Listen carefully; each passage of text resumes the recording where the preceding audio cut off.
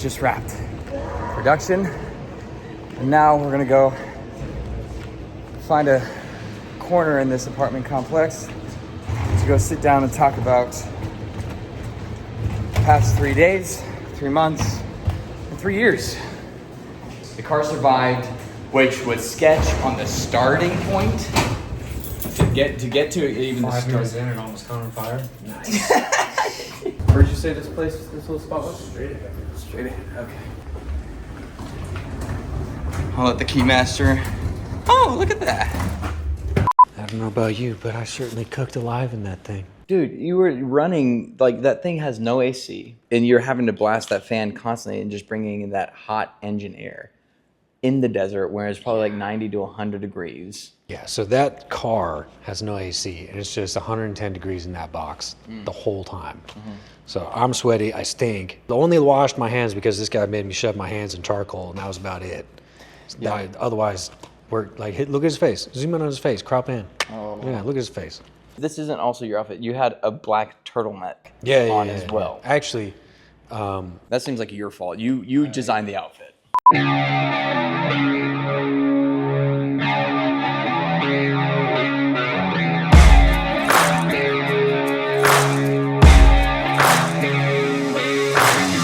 we drove back from the desert today after 3 days of filming. So we're a little bit rambly, a little bit incoherent, and a little bit dehydrated, so. When Evan said he wanted to talk some more, I was like,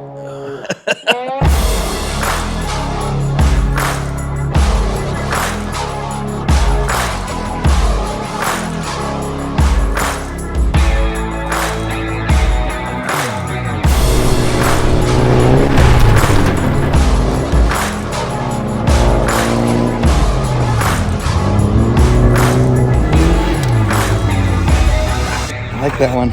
Rewind the clocks 3 years ago when this whole 944 journey began. that was well done. That was great. That was very synchronous.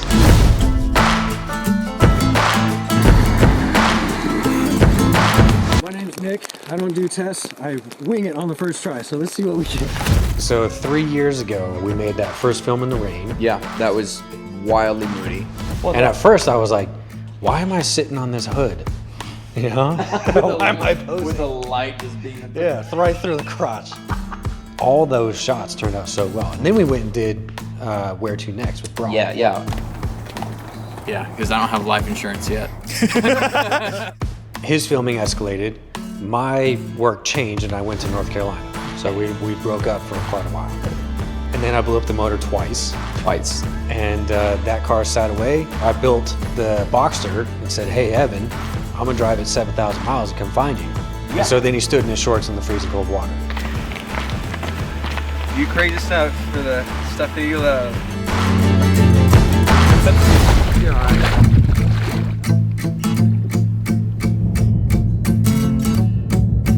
There's icicles forming my legs. The most beneficial thing about being car filmmakers, Yeah. both being car enthusiasts and filmmakers, that we can both seamlessly communicate ideas. We have this expectation that's real high, but this is a car with 150 horsepower. That's true. Bring it down. We also get creative with how we make it look fast. So, But joust. lots of New jousts. term. Put that on the Joust. screen. Joust. You tied in the elements of previous things we'd shot, the mood, and then you left pieces, breadcrumbs, to lead into a future trilogy.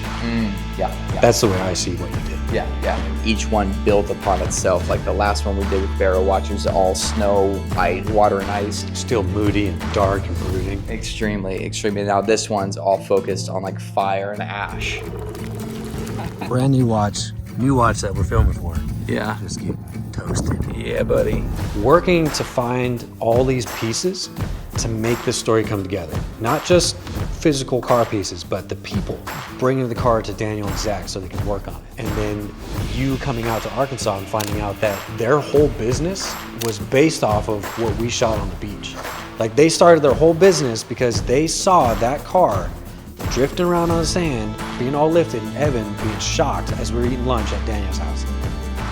come to find out that it was actually Nick and my video that we did together back 3 years ago that inspired this whole entire garage, this 944 restoration idea to come to life. And so all of this had a little hand in it. Cool. Once all the partners came on, provided the lights, the front runner roof rack, P48 design, front carbon fiber, the simple tires for Falcon tire, Pelican parts providing a ton of engine parts. Once all that was solidified and all those conversations were had, then I was like, okay, Evan, now's your time. Because that was the one thing that I said, if we're gonna do this, I want story. I want story. And that's the big thing that I emphasize. I'm like, we have, before cameras roll, we have to have a beginning, middle, end. We're having a good time out here.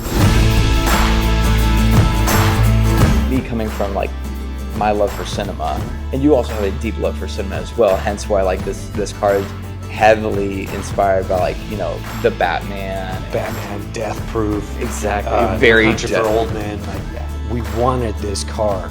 Like, I wanted the car to match his vision of this story. Like, I gave you a few cues, you know, and then you create your whole story. So I really want to make sure this car appeared as vicious as his story was developed out to be.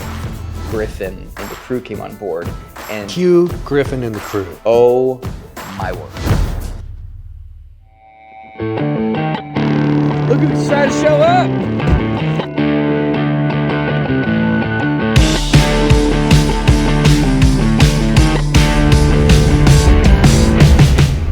Vision Creative Co., everything they did was proficient, efficient, and effective, and just all around professional. Oh, I was inspired by everything they did. No one was a bitch.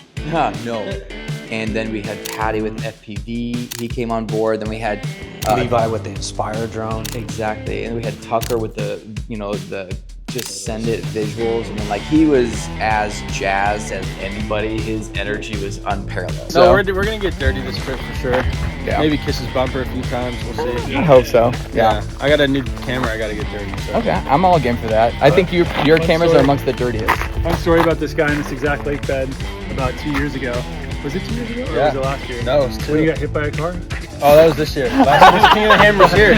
Now, I would be remiss if I didn't mention my post-production team that elevated this film in a huge way and truly made it sing. Colton Jackson and Tyler Durham came together and constructed one of my all-time favorite soundscapes. Colton with his insanely gritty sound design and Tyler with this chilling score. Those two came together and put this whole entire production above and beyond whatever expectation I had for it in the first place. They took the story elements I shared with them along with the soundtrack's inspiration like Chernobyl, Annihilation, Black Panther, and a few others. And they created something that really sticks with you. I mean, when that night scene hits, it changes the room temperature. So a big shout out to my post team and the best post team a dude could ever ask for. Now, back to it.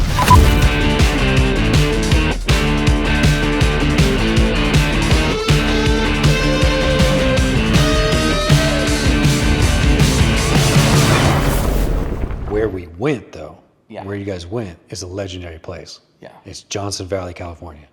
That is the home of King of the Hammers, the toughest one-day race in the world.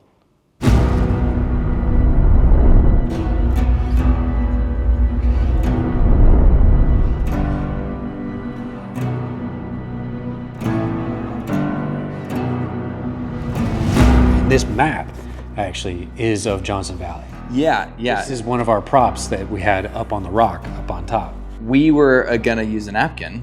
Yeah, And draw a map on there. Amanda. So she comes out and I said, "Oh, we need a map," and she's like, "I got one." Pulls it out, We'll have to rolls see it. I'm like, "Wow, that's beautiful." I was like, of the actual "This spot." is actually Johnson Valley." I'm like, "Where did you? Why? What?"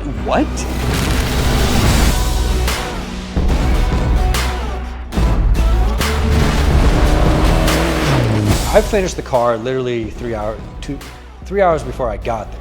Woo! Look who showed up to his own party. Almost caught on fire 5 minutes into being off-road. Speaking of which, I still need to gather my socks from.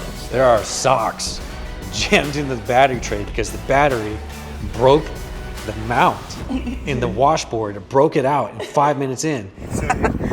There are my socks. It may not have been my idea to shove socks in there, I got but socks. someone in that moment was like, we're not done. We're not. Those socks stayed in there the whole weekend. Oh my gosh. The battery's in there for good. Yeah. It really does feel like this pit crew is all sitting right here. Like, how do we solve this? Let's just grab some duct tape. Let's grab some socks. Let's shove it in there. Let's get going. The fact that this car came back, it drove 3 hours out, did 3 days of off-roading out there, and drove back. A 944 did that. It did not break. It broke little things. Broke little things, replaceable things. But still drove. That is nightmare fuel right there. Johnson Valley not only tested the car, but it tested the equipment. Oh. Now, if you look at this big, hefty thing, this camera weighs, I don't know, 25, 30 pounds Yeah, but with batteries on it. yeah. Evan carried this thing around all weekend. His back's done. Yeah. But it's hard to tell at the moment because he did air blow it, but this thing was caked in dust. Yeah. I mean, like, you can run your show the front lens, so you can see this little hood right here. You've got a map box that is just caked in. It's about as dusty as his eyebrows. Yeah. Every camera that we brought out there left with caked in dust and dirt. That was a successful day, I say. Day 2 of our shoot, we started in the morning. We popped off our sunrise shots. Then we took a 3-hour break, and then came back for those night shots. We were digging this hole so we could bury this bag, this mystery bag, another part of the mystery. And then we went straight into shooting hard mounts.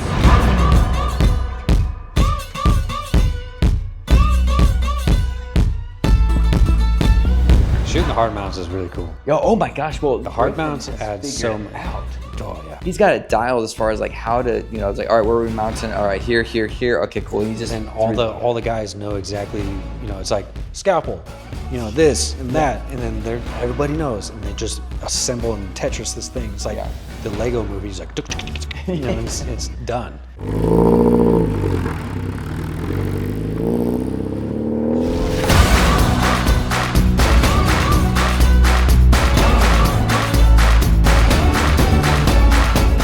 It's just cool to be able to grow a community off of an idea.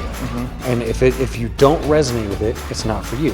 Which also ties in to the watch. the watch. Yeah. A black watch is tough. A black car is tough to film. If you don't get it, it's not your watch. It ain't for you. Yeah. It's not your car, it's not your watch. And so we blew up an old watch. Woo! This was the original tan workhorse. It's black right now. Yeah. As we were putting it in the fire, we didn't think about this. There's a battery. There's a battery. It blew up and hit me in the glasses. Oh, is there a battery in there? Barrow, this is yours. We will be sending that back for the lifetime warranty. The lifetime warranty guarantee. Yep. Yeah. So thank you very much for that.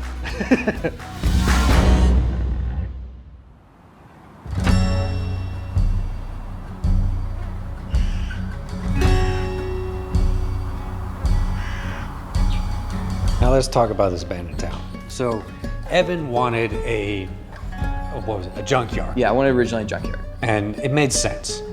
But logistically, it did not, because we're way out in the desert. Finding a business is really difficult. Find a business that would let us play in there for a couple hours too. And be within a certain range that wasn't like, oh my goodness, we were going 2 hours to this junkyard to go do this. I believe it was Amanda was scrolling the internet and found a video of this abandoned town. This is where, this is it. This is where the 944 will sit and then launch out. It was on the way home from our shoot. I was like, what? And so I had to go scout it because it was right there. This abandoned town fits so perfectly for even better than the junkyard scene altogether. I think it worked out way better. We left the Airbnb, we were headed to this town to go grab these final shots, these final story elements. And so we're all headed out there. We get there, it's amazing. And Griffin's like, all right, let's pop off the car shots so we can get just out of here real quick. There was a security guard. They're getting in trouble right now. They're persuading him. We're doing the drift scene and we attracted security, sure enough. We found out that permits are actually $5,000. Yeah. No way. Nope. So we made a deal with the guy. We're like 20 minutes and we'll be out. He said, okay. It all came back into the story, like the town is dead, the 944 was dead, and then you brought this anger into that town as like, it's not gonna come back and be resurrected in the way that you think. It is very much like like a bat out of hell in the way of like, it came in angry, it was mad.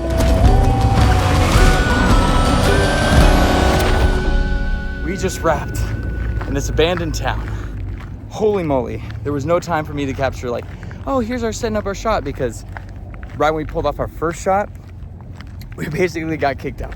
But we did it. Woo! And now we're wrapped and to go get food. We did it though. Did it. Yeah. Man, that car went out there and did it all, and no cameras broke. No cameras no broke? cars broke. Yeah. We got out there and went to the harshest environment possible. And we got to complete our trilogy. What's next? Where are we going next? What are we doing? Yeah, that's true. What comes after that? I don't want to build another car right now. All right. Where to next? Where to next? That's right. Thank you, Amanda. When we started pulling all these puzzle pieces of people that wanted to be involved, we knew that like, okay, this is gonna take some financing. Yeah, we had a tire company, a watch company, and a camera company all come together. If that doesn't mean car photography, I don't know what does. Exactly. Simple Tire coming in, Vero watches coming in, and Sigma. Frame Set actually came on at the very end, nearing the storyboarding segment to just help out, get some of those prompt visuals. Like, hey, I'm looking for this lone man in the desert, long shadows. I was able to pull it up, and they just gave me a bunch of visuals. I'm like, perfect. I want these shots. Thank you to our sponsors. Thank you, Simple Tire. Thank you, Sigma. Thank you, Vero. Thank you, Frame Set, for just making this thing a dream come true. We're looking forward to working with you guys in the very, very soon, again in the future, when we have the next big idea. Cheers.